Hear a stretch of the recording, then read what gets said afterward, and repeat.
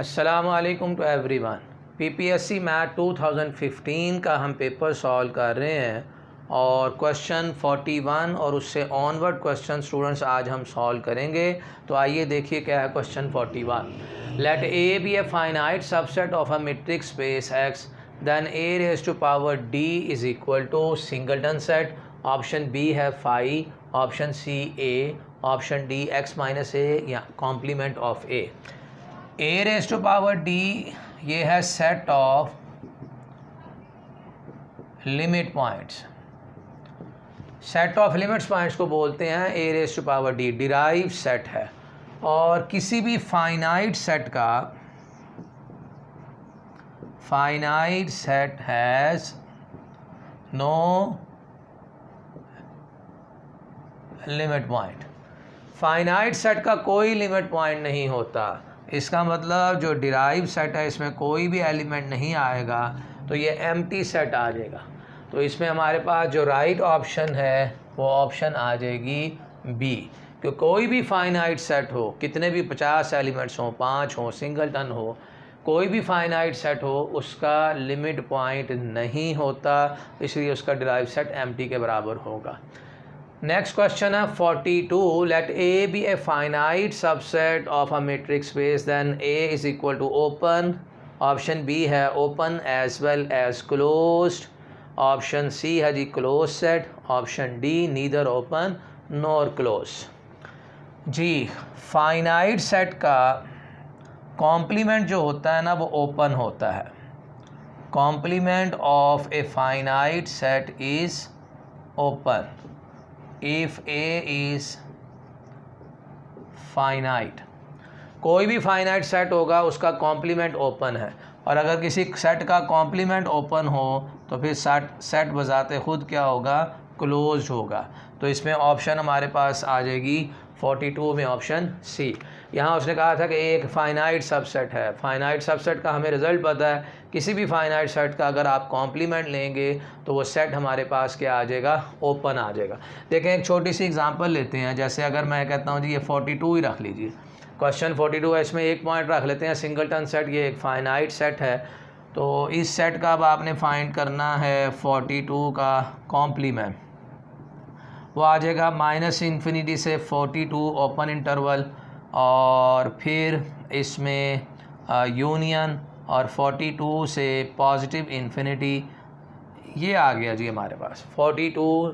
ये एक singleton set था, उसका मैंने कॉम्प्लीमेंट लिया है, तो ये हमारे पास एक ओपन सेट बन गया। जो ओपन इंटरवल होते हैं वो ओपन सेट है। ये सेट आ गया ओपन सेट, दरमियान में यूनियन और फिर ओपन सेट आ गया, और दो ओपन सेट का जो यूनियन होता है वो भी फाइनली रिज़ल्ट क्या आ जाएगा, ओपन आ जाएगा। तो जब ए कॉम्प्लीमेंट कोई फाइनाइट सेट था उसका कॉम्प्लीमेंट लिया, रिज़ल्ट ओपन आया, तो बजाते खुद फिर ये सेट क्या हो जाएगा हमारे पास, क्लोज। तो 42 में जो राइट आंसर आ जाएगा वो सी। जी नेक्स्ट क्वेश्चन, क्वेश्चन 43 है। If Y is a subset of X comma D then option A है every open set in Y is open in X. Option B है every open set in X is open in Y. Open set in Y if and only if O is open in X. D O is open if and only if O is equal to Y intersection G where G is open in X. G Y subset है X का। अब सब space का जो open set है वो किस तरह हासिल होगा, जो ओपन सेट हैं एक्स के उनका आपने लेना है जी इंटरसेक्शन वाई के साथ। तो इसका मतलब हमारे पास ये जो ऑप्शन है ये ऑप्शन करेक्ट है। ये हमारे पास एक थ्योरम है, a subset A of a metric space Y comma D of a metric space X comma D. Y comma D और एक्स कोमा डी दोनों ही मीट्रिक स्पेस हैं, और ए जो है वो सबसेट है जी किसका, वाई का। Of a metric space x comma d is open if and only if there exists an open set G in x comma d। यानी x के जितने भी ओपन सेट हैं उन तमाम ओपन सेट का इंटरसेक्शन लेना किसके साथ, y के साथ। उससे जो हमें हासिल होगा उसे हम बोलेंगे ओपन सेट किसका, y का। तो इसमें राइट ऑप्शन जो है वो हमारे पास डी आ जाएगी इस थ्योरम के मुताबिक। नेक्स्ट क्वेश्चन है 44, F of X is equal to 1 plus X cube, then 0,0 is the point of maximum value, minimum value, points of inflection, none of these. भाई अगर आप देखें इस पॉइंट को तो ये तो इस कर्व को सेटिस्फाइड ही नहीं कर रहा। अगर आप इसमें x की वैल्यू 0 रखते हैं, F of 0 is equal to 1 plus 0 का क्यूब, आंसर कितना आ जाएगा 1। यानी x की वैल्यू 0 रखने से y की वैल्यू कितनी आनी चाहिए, 1 आनी चाहिए। तो इसलिए इसका maximum minimum points of inflection में खल ज़रूरत ही नहीं रही है, तो सीधा सीधा इसके ऊपर आंसर कितना आ जाएगा, नन ऑफ दिस। ये हमारी बुक है, पंजाब टेक्स्ट बुक बोर्ड है, उसकी अगर आप पेज देखें तो 112 उसका पेज है, उसकी एग्ज़ाम्पल दी गई है, ये उसकी एग्ज़ाम्पल है, लेकिन उसके अंदर ये पॉइंट ये दिया गया।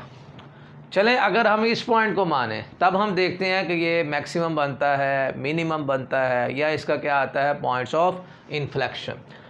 इसके लिए आपने 1 plus X cube first derivative लीजिए, इसका ये आ जाएगा 3x², फिर फर्स्ट डेरिवेटिव को आप 0 पुट करें, 3x² इज इक्वल टू 0, तो यहाँ से x की वैल्यू आ जाएगी 0। अब आप इसका डबल डेरिवेटिव लीजिए, वो आंसर आ जाएगा 6x, लेकिन डबल डेरिवेटिव को इस पॉइंट के ऊपर हमने फाइंड आउट करना है, 6 × 0, ये तो आंसर हमें 0 दे रहा।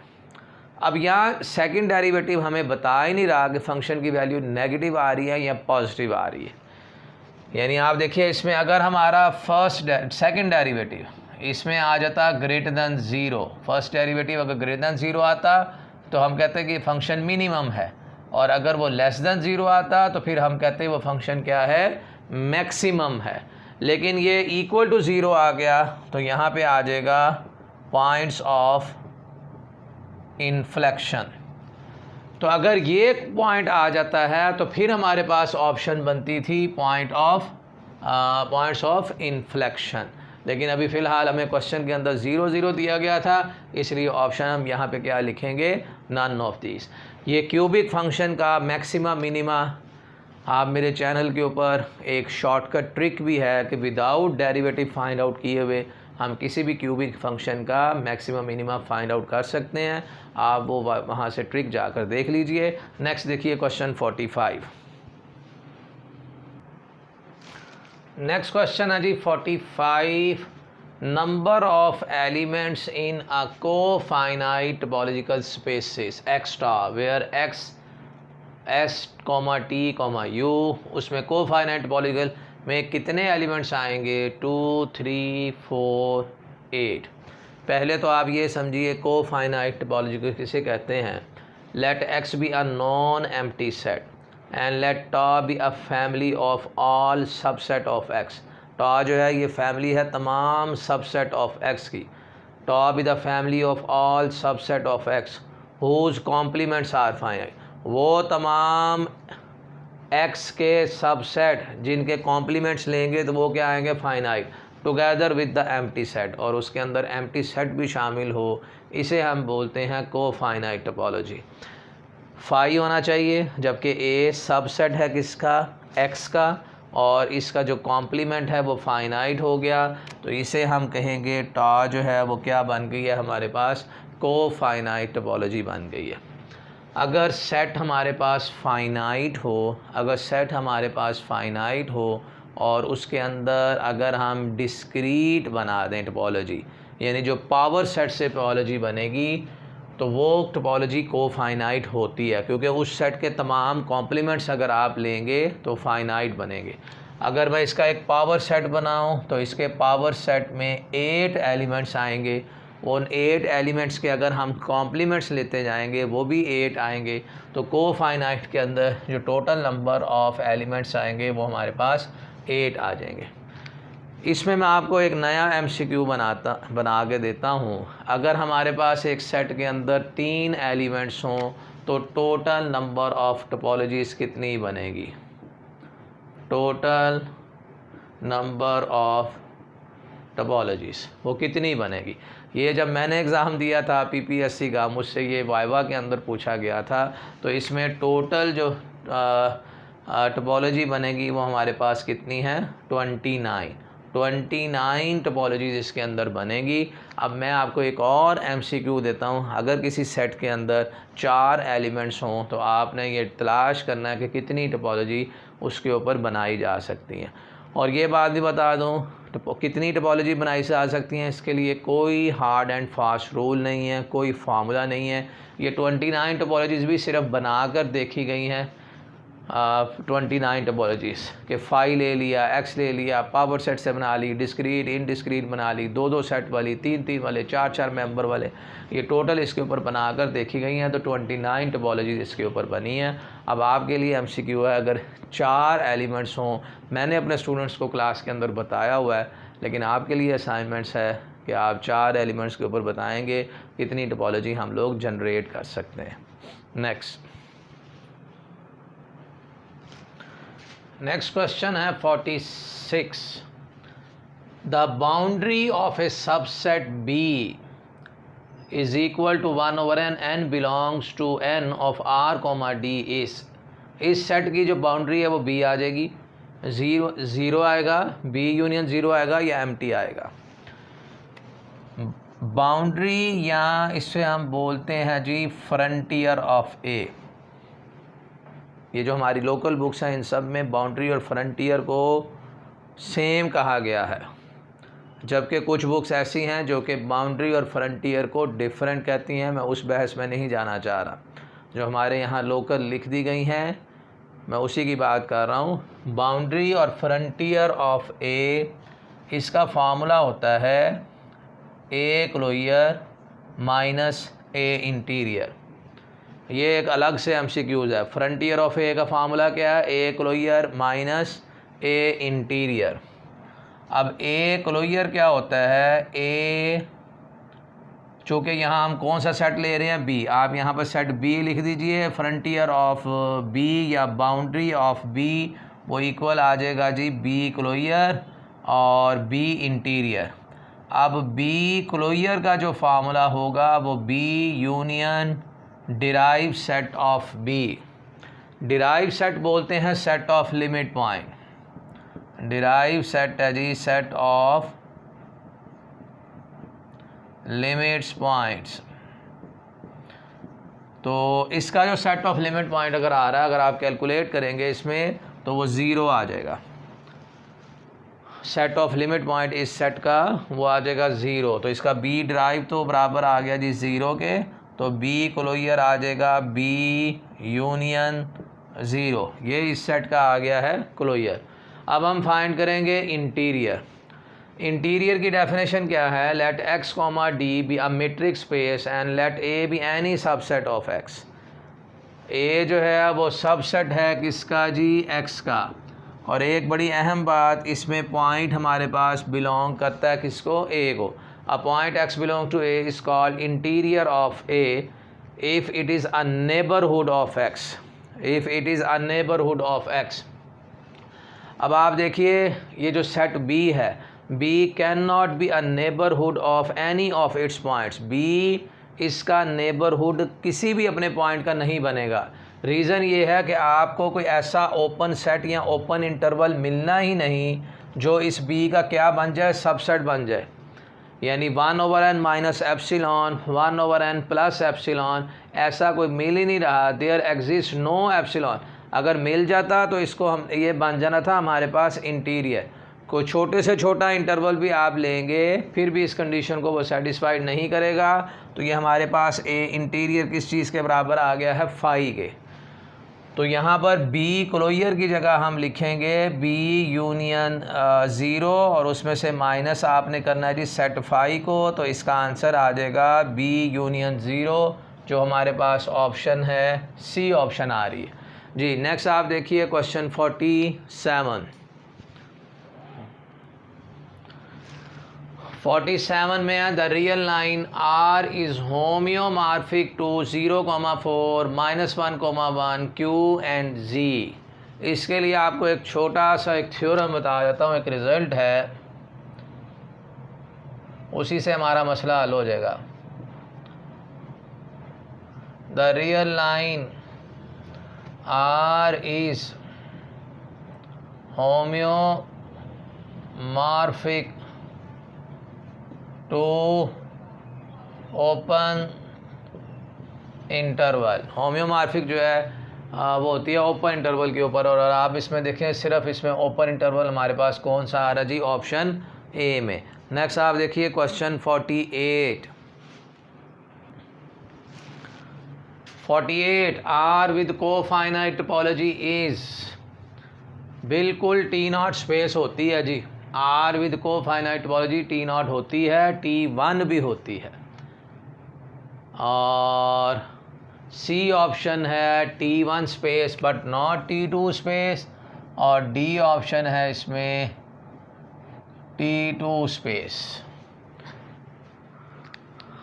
T2 स्पेस नहीं होती। R with cofinite topology T2 space बिल्कुल नहीं होती, लेकिन हमने बेस्ट ऑप्शन लेनी है इन सब में से।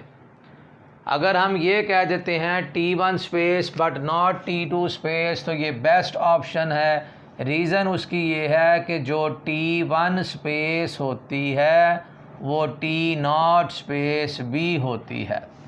अगर आपने T1 कह दिया तो इसका मतलब T0 उसी के अंदर ही आ गया। तो आर विद कोफाइनाइट टोपोलॉजी कहाँ तक होती है जी, T0 तक और T1 तक, बट नॉट T2। तो इसमें जो राइट ऑप्शन आ जाएगी वो ऑप्शन हमारे पास सी आ जाएगी, T1 space but not T2 space. 49 question, let x is equal to a, b, c, tau is equal to phi a, b, a, b, x, then x is T1 space, regular space, T2 space, normal space. जी ये बताना है कि ये space कौन सी है। छोटे छोटे से रिज़ल्ट बता देता हूँ जिससे आपका मसला हल हो जाए। T1 space, a topological space X is a T1 space if and only if each singleton in X is closed। Her singleton जो सबसेट है वो क्या होना चाहिए, क्लोज होना चाहिए। लें जी पहला सिंगलटन A, B, ये होना चाहिए है क्लोज्ड। ये क्लोज उस वक्त होगा जब इसका कॉम्प्लीमेंट क्या हो जाएगा, ओपन, और जब ए का आप कॉम्प्लीमेंट लेंगे तो वो क्या आ जाएगा, B, C, और B, C not open. Open set होते हैं जो टा के मेंबर हों, तो B, C जो है वो टा का मेंबर ही नहीं है, इसलिए ये T1 स्पेस नहीं है। दूसरा जी regular space. Normal T1 space को कहते हैं रेगुलर, नॉर्मल T1 स्पेस को क्या बोलते हैं, रेगुलर। जब ये T1 ही नहीं रही तो इसलिए ये ऑप्शन भी ख़त्म, ये ऑप्शन भी ख़त्म। अब आती है बारी T2 स्पेस की। अब समझना है T2 स्पेस को। T2 स्पेस होती है कि A और B दो डिस्टिंक्ट एलिमेंट्स हैं। A किसी ओपन सेट U में है, B किसी ओपन सेट V के अंदर आ रहा है, और इन दोनों का जो इंटरसेक्शन है U इंटरसेक्शन V वो आना चाहिए एम्प्टी। ये डेफिनेशन है जी T2 स्पेस की। अच्छा जी अब हम बात करते हैं A, B। A किस सेट के अंदर आ रहा है जी, ओपन सेट A में, और अगर B को देखो इसमें भी आ रहा है, इसमें भी B आ रहा है किस ओपन सेट में, चलो A, B की बात करते हैं। अब इन दोनों, ये समझ लो U है, ये V है, इन दोनों इनका इंटरसेक्शन ले लें भाई। इनकी इंटरसेक्शन से आंसर A आ रहा है, और ये जो A है, A is not equal to empty. ये एम्प्टी सेट नहीं आ रहा, जबकि डेफिनेशन के अंदर ये एम्प्टी आना चाहिए, तो ये हमारे पास T2 स्पेस भी नहीं है। लास्ट में आ रही है जी नॉर्मल स्पेस, क्योंकि अब ऑप्शन ही एक ही रह गई है तो इसलिए हमारा यही वाला आंसर सही होगा। अब नॉर्मल स्पेस होती क्या है, दो disjoint close subset of X चाहिए। डिसजॉइंट का मतलब कि इनके दरमियान क्लोज भी हों और इनका इंटरसेक्शन जो है वो एम्प्टी भी आए, और ये दोनों क्लोज सबसेट दो ओपन सेट के सबसेट होने चाहिए। यानी ये जो दो क्लोज सेट है इनके सुपर सेट में दो ओपन सेट चाहिए और उन दोनों ओपन सेट का इंटरसेक्शन भी क्या आना चाहिए, एम्प्टी, यानी वो दो ओपन सेट भी आपस में डिसजॉइंट होने चाहिए। ये स्पेस है जी नॉर्मल स्पेस। आप मेरा ख्याल है इसके ऊपर ये अगर शुरू करेंगे तो ये सेटिस्फाइड कर जाएगी। बहरहाल इन के ज़रिए से हमने प्रूव कर लिया है कि ये स्पेस हमारे पास कौन सी है, नॉर्मल स्पेस है। नेक्स्ट है जी question 50। Question which of the following is connected in R with usual topology n q 0,1 and z। जी थ्योरम बता देता हूँ। A subset of a real line connected at least 2 point, 2 point होने चाहिए, sorry, a subset of a real line containing at least 2 points is connected. कब connected होगी, if and only if E is an interval. अगर interval होगा तो connected हो जाएगी। अगर आप देखिए इसमें n q z ये कोई भी इंटरवल नहीं है, माशिवाय एक ऑप्शन सी के ऊपर यहाँ पे आ रहा है जी, ये आ गई हमारे पास real line R connected. Okay हो गया, इस थ्योरम की मदद से MCQ सॉल्व हो गया, ऑप्शन सी आ गई। और MCQ बता देता हूँ। An infinite set with cofinite topological space is connected. Number 2, 5 singleton set are always connected. 5 भी और सिंगलटन सेट ये भी कनेक्टेड होता है। इन्फिनिट सेट अगर उसके अंदर कोफाइनाइट टोपोलॉजी आ गई वो भी कनेक्टेड होगा। और इस थ्योरम से हमारी ऑप्शन जो है वो सी आ गई है। नेक्स्ट है जी क्वेश्चन 51।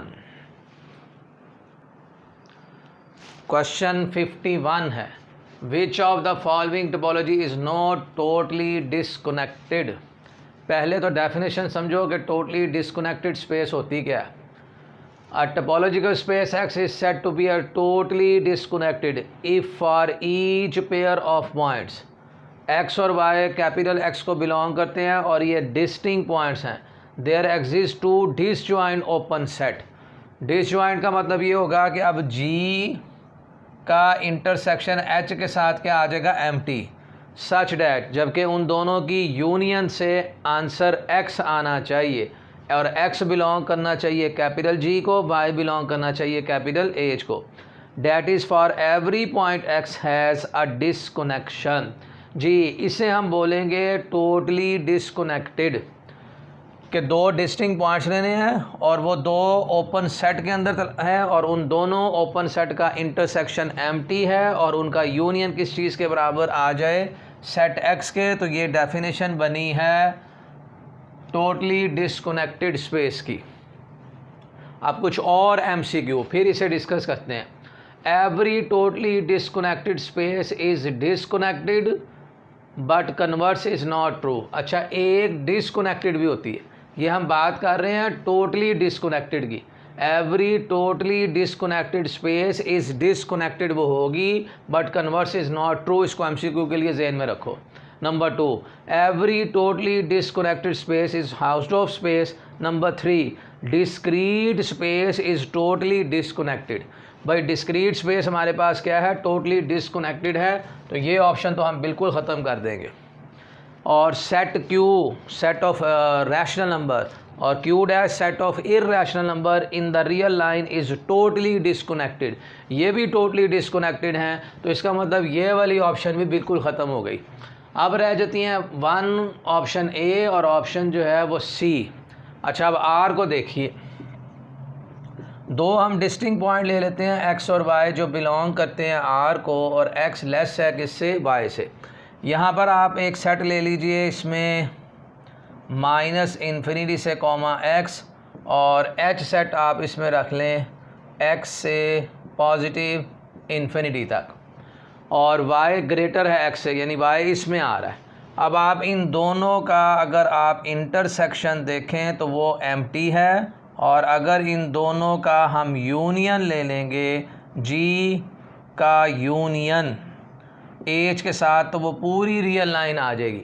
जबकि ये कंडीशन सेटिस्फाइड हो गई, इसलिए R भी हमारे पास क्या है, टोटली डिसकनेक्टेड है।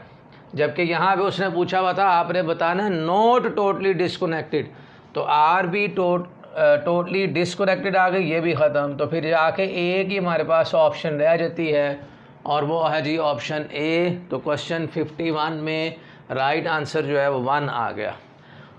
तो ये 8-10 MCQs के अंदर हमने 10-12 और MCQs और रिज़ल्ट मैंने आपको बनाकर दे दिए हैं। ये भी आपको MCQ आ सकते हैं, तो आप कॉपी पेंसिल साथ रख के इनको नोट करते जाइएगा, नोट्स बनाते जाइएगा। अनकरीब आपका PPSC 2020 का एग्ज़ाम आने वाला है। एक्सपेक्टेड है कि अक्टूबर के लास्ट में वो एग्ज़ाम आ जाए, अक्टूबर के लास्ट में या नेक्स्ट वीक स्टार्ट में शुरू हो जाएंगे। तो आप तैयारी कीजिए और मेहनत से काम कीजिए। इंशाअल्लाह जो तैयारी और मेहनत से काम करेंगे उनकी सिलेक्शन ज़रूर होगी। अपना ख्याल रखिएगा। अगली वीडियो तक अल्लाह हाफ़िज़।